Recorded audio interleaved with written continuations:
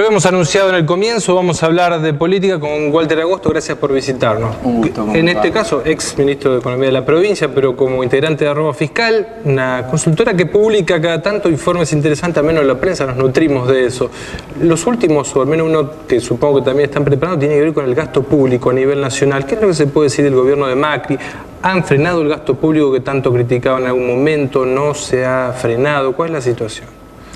Bien, en términos generales, digamos que cuando vemos el tema del gasto también tenemos que tener la otra mano de la calle, que es el tema de los recursos. Entonces, en un análisis conjunto, lo que vemos es que la situación fiscal, desde el punto de vista del desequilibrio que tiene el país, es similar a la del año pasado. Y esto es así.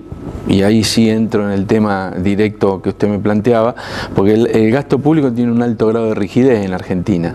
Entonces, usted imagínese que del total del gasto hay aproximadamente 34% que va al rubro de seguridad social, un 13% son remuneraciones de agentes del Estado, luego 10% son los intereses de la deuda.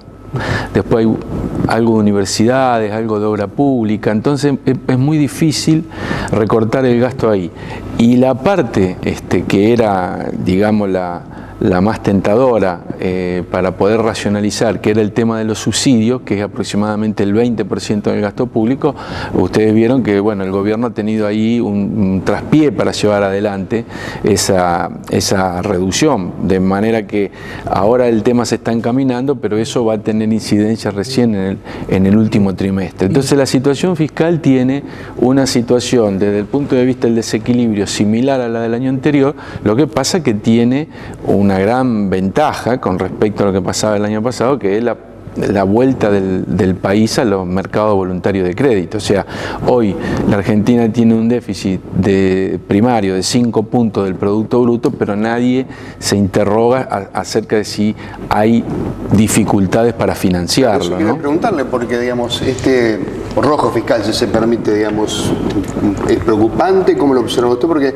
que los países tengan déficit, digamos, hay una buena cantidad de ellos que lo tienen, pero digamos, ¿hasta qué punto puede preocuparnos? Bueno, no, el tema es que el desequilibrio es muy alto, de manera que aquí uno puede pensar que en un periodo de transición ese desequilibrio se puede financiar con endeudamiento que si bien fluye tiene un costo aún elevado, a pesar de que la Argentina ha salido del default, pero bueno, no podríamos pensar que eternamente se va a poder financiar este nivel de desequilibrio con deuda que por otra parte va en una buena proporción a financiar gasto corriente. Claro, eso sería un poco el camino al 2001, digamos, financiar deuda con crédito externo y después llega un momento que no se aguante. Sí, sobre todo teniendo en cuenta que la economía está en recesión. Claro. Y si bien para el año próximo se espera un crecimiento, vamos a estar en un crecimiento del orden del 3,5%. Entonces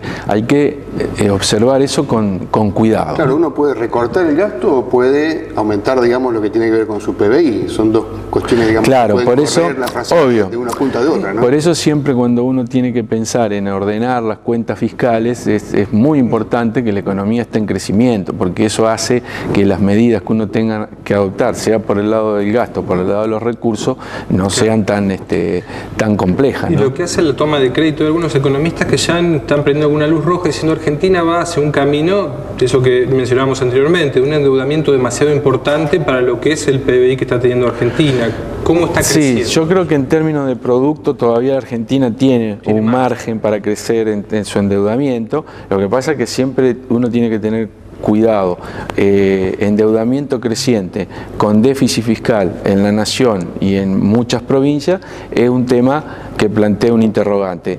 Podemos aceptar que en un determinado momento de la situación política, económica y social del país haya que financiar ese déficit con deuda, es aceptable, pero insisto en esto, no podemos acostarnos a dormir la siesta, ¿no?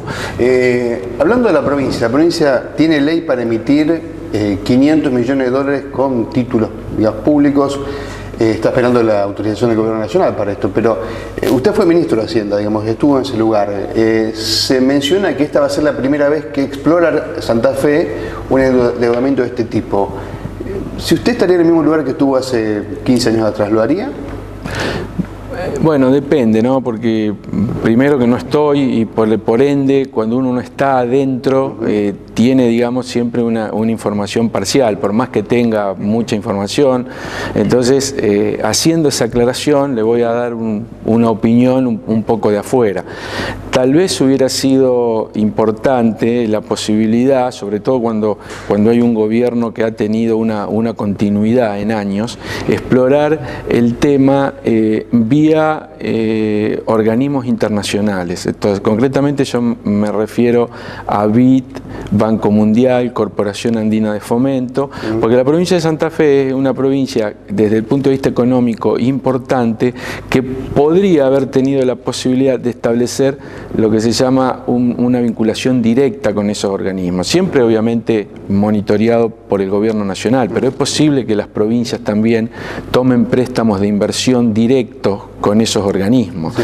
Claro, el tema es que hubo un tiempo durante el país, con el problema de su default, tornaba estas situaciones complejas, ¿no? Pero bueno, ahora se podría abrir alguna alternativa. También hay que valorar cuáles eran las urgencias de las cuentas fiscales provinciales. No se olvide que el año pasado la provincia terminó con un déficit de 5.000 millones de pesos, así que tal vez eso hubiera también ha motorizado la necesidad de salir a estos mercados. ¿Por qué digo esto? Porque obviamente la tasa de interés todavía es alta para las provincias, inclusive ha llegado, han emitido 9 provincias 5.600 millones de dólares y la tasa ronda entre el 8 y el 9% anual en dólares. ¿Hubiese esperado tal vez que baje un poquito más? Bueno, de hecho, la provincia todavía no tiene la autorización, pero bueno, habrá que ver, porque hubo provincias que tenían la autorización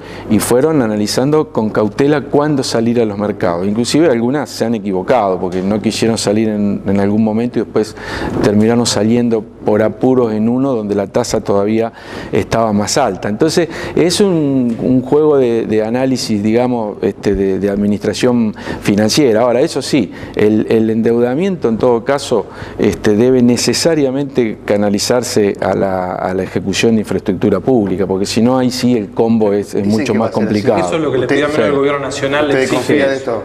No, yo no desconfío, simplemente veo que hay otras provincias que han tomado para financiar gastos corrientes, ¿no? Claro. Consultarle por el tema del blanqueo. En su momento, visita pasada al programa, hablábamos que había empresas que le consultaban a la consultora que usted tiene sobre esta posibilidad que se abra en el mercado económico.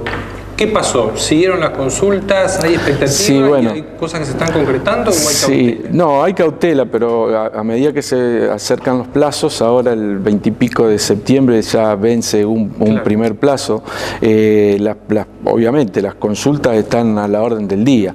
Lo que pasa es que hay acá un poco de ruido, yo digo de alguna manera por dos vías, ¿no? Una vía son lo que se denominan los sujetos obligados y por otra vía son los sujetos invitados, ¿no? Entonces los obligados son los que tienen que informar cuando alguien va a blanquear una determinada cantidad de dinero y observan de que eso puede tener un origen ilícito. Ahí básicamente son los bancos. Entonces, los bancos, que son los canales de este tema del blanqueo, están viendo esto con preocupación, porque además no tienen ningún incentivo para meterse en esta operatoria. Entonces, ese problema se está repitiendo de la misma manera que en el blanqueo anterior. Y por otro lado, los sujetos invitados, ¿quiénes son? Las provincias, porque estaban invitadas a adherir.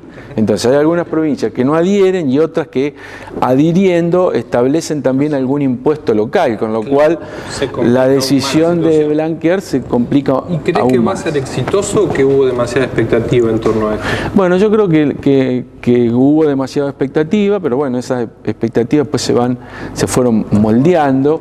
Independientemente de cuál va a ser el resultado final, yo creo que aquí ahora hay una etapa de ansiedad, porque todo el mundo quiere saber, sobre todo el Estado, cuánto va a recaudar, pero convengamos que estas cosas empiezan en la última semana. Entonces, el blanqueo tiene varios vencimientos, hay muchos sectores que ya están planteando una prórroga. Yo entiendo que la prórroga tiene que ser por ley, porque la ley no establece que se pueda prorrogar, y además entiendo que sería un error prorrogarlo. ¿Por qué? Porque eso implicaría que haya una relajación y que, habiendo una prórroga, muchos puedan pensar que puede haber otra. Claro. Entonces, Walter, gracias por estar acá. a ustedes.